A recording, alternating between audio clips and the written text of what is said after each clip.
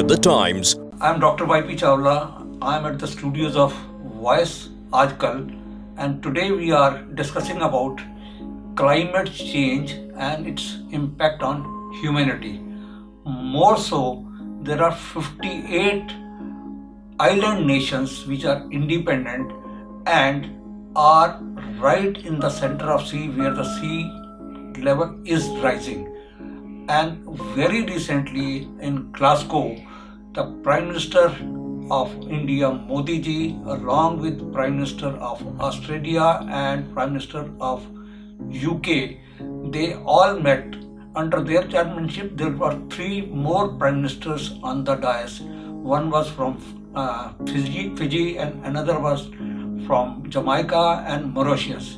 They have raised the concern that sea level is rising and it is not of their making. Sea water is rising because all the industrial world has used a lot of coal in generation of power, and that has created warming in the world. Now, what you and me as individuals can do? There are a lot many things which we can do. Which the smaller ones are energy conservation. The other ones are less use of plastic. Another one is less use of resources. Whatever we can conserve, we have to conserve and see that the temperature rise, which has been targeted to be 1.5 degrees centigrade above the start of the industry level, it should not rise. But we have already reached 1.1 degrees centigrade by this time. So action has already been initiated by various countries, and all the technologies are changing where less energy is consumed.